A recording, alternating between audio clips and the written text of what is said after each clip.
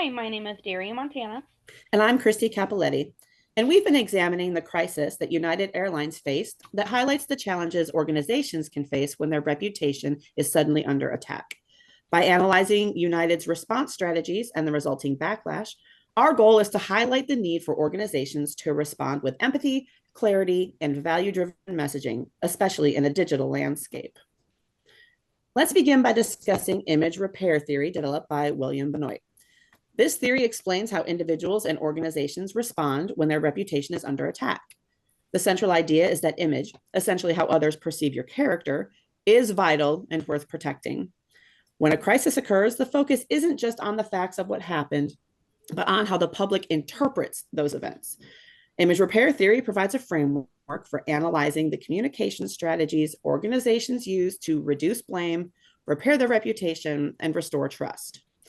It is most useful in situations where someone is accused of wrongdoing, when the public believes harm was done, or in crises involving scandals, offensive remarks, product failures, or ethical breaches. The theory is especially valuable for examining apologies, press conferences, social media statements, and interviews. At its core, image repair theory looks at the messages the accused uses to defend or repair their image. It helps us evaluate which strategies are more or less effective and how those messages influence audience perceptions. The theory emphasizes the importance of rhetorical choices, which is the wording, framing, and tone used in crisis responses, because those choices can make the difference between repairing trust or worsening the damage. Now that we've introduced image repair theory, let's look at its core components. Benoit identifies five main strategy families that organizations use when their reputation is under attack. The first is denial, either a simple denial, such as I didn't do it, or shifting blame by saying someone else is responsible. The second is evasion of responsibility. This includes claiming provocation, saying you lacked information or ability, framing the act as an accident, or emphasizing good intentions. Essentially, I meant well. The third is reducing offensiveness. Here, the accused tries to lessen the negative impact of the act. Strategies include bolstering by reminding people of past good deeds, minimizing the seriousness of the event, differentiating it from the worst actions, placing it in a more positive context, attacking the accuser's credibility, or offering compensation to make amends. The fourth is corrective action, which means fixing the problem and preventing it from happening again. Finally, there is mortification, admitting responsibility and asking for forgiveness. Together, these five families give us framework to analyze how organizations craft their crisis messages. They help us evaluate not only what was said, but how effective those strategies were in repairing trust and reducing blame. On March 26, 2017, United Airlines faced widespread backlash after denying boarding to two teenage girls who were traveling on employee passes because they were wearing leggings. What began as routine enforcement of company policy quickly escalated into a reputational crisis. The public perceived United's actions as unfair and inappropriate, believing the airline was policing young girls' clothing. This incident spread rapidly across social media, drawing criticism from customers, celebrities, and advocacy groups. What might have been a small internal issue became a global controversy within hours. This case highlights the importance of clear communication, cultural sensitivity, and rapid response in managing brand reputation during a crisis. United's handling of the situation shows how quickly public perception can turn negative and when communication strategies fail to address audience concerns. Now, let's connect the United Airlines incident directly to image repair theory. In this case, both conditions for an image attack are clearly present. First, United is held responsible for barring the girls from boarding. Second, the action is widely perceived as offensive, sexist, and harmful, especially toward young girls. Because of this, United's reputation and core values, which are fairness, customer care, and non discrimination, are being questioned in public. That makes the company's image vulnerable and in need of repair. What's important here is that the crisis unfolds entirely through communication. Tweets, online statements, and media interviews became the battleground where United tried to defend itself. This is exactly the type of situation image repair theory is designed to analyze, since it focuses on the strategies organizations use to reduce blame and restore trust when their reputation is under attack. Let's walk through the timeline of United Airlines responses during the leggings controversy. Watts live tweets that United refused to let two girls in leggings board a flight from Denver to Minneapolis. This tweet quickly gained traction and set the stage for public outrage. Later that morning into the early afternoon, United responded on Twitter with a contract based explanation stating that the airline shall have the right to refuse passengers who are not properly clothed via our contract of carriage. They then clarified that the girls were pass travelers, meaning they were flying on employee passes and subject to a strict dress code. In the afternoon and evening of March 26, United continued to emphasize that the passengers were pass riders who had violated the company's benefit travel dress code. On March 27th, United issued a longer statement, both on its website and Twitter, titled, "To our customers, your leggings are welcome." This message explained the pass rider rules again, while reassuring regular customers that they could wear leggings without issue. As we just saw in the timeline, United's responses unfolded quickly from the initial contract-based explanation to clarifications on Twitter, and finally to a broader public statement. Let's take a closer look at the specific messages United used during this controversy.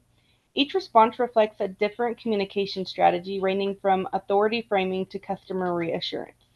Here we can see the different ways United Airlines tried to explain its actions during the legging controversy. First, they leaned on contract and authority framing, citing their contract of carriage and stressing their right to refuse passengers who weren't properly clothed.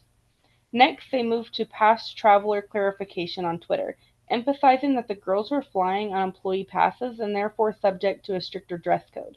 They framed pass riders as representing the airline when they fly. Then, in a longer website statement, United reinforced that pass riders are considered brand representatives, but reassured regular customers with the line, "Your leggings are welcome."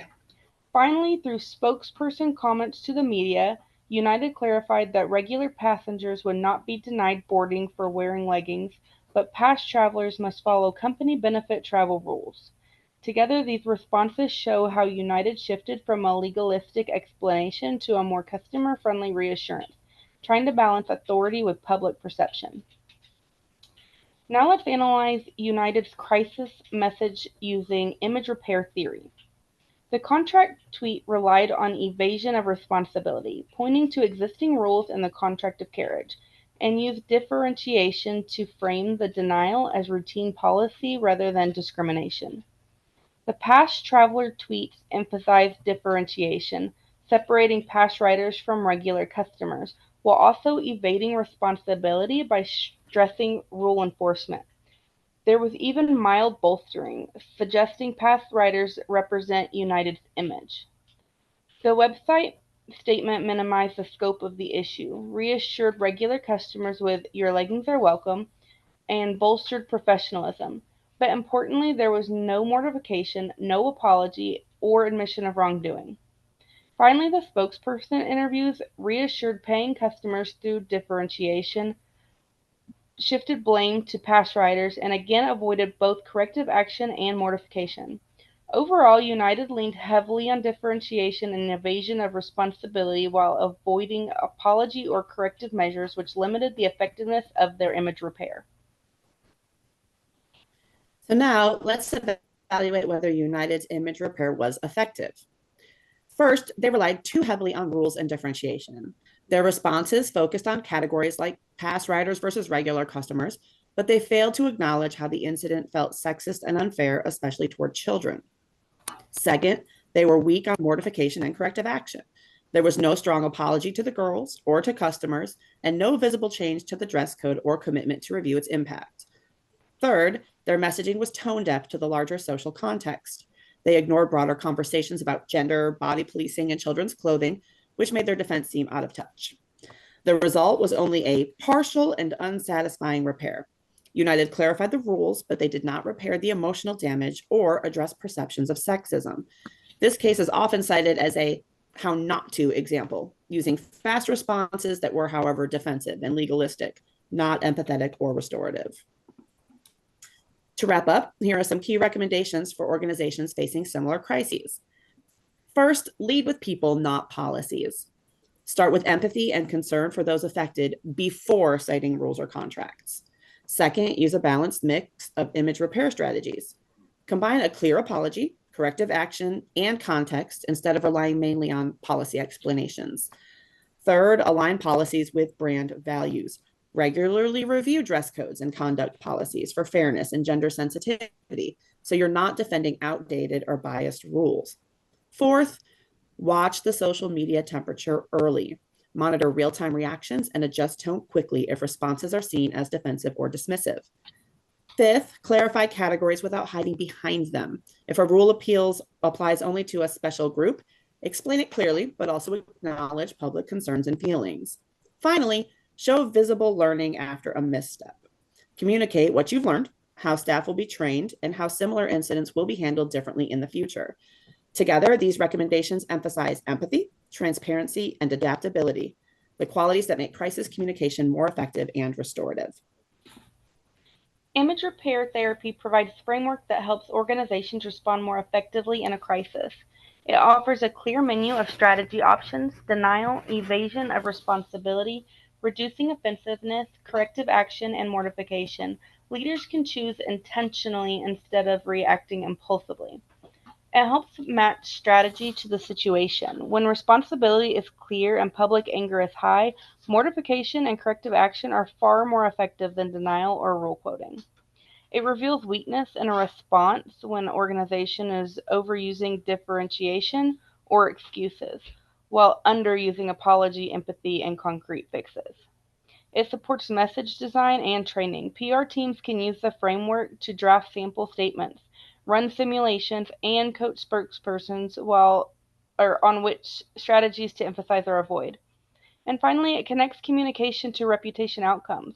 The theory makes it easier to explain to executives why certain messages harm or help reputation, and to justify more open, apologetic, or reform focused responses.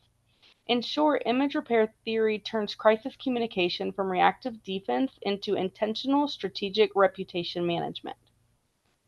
In conclusion, the United Airlines leggings controversy illustrates just how critical crisis communication is to protecting reputation.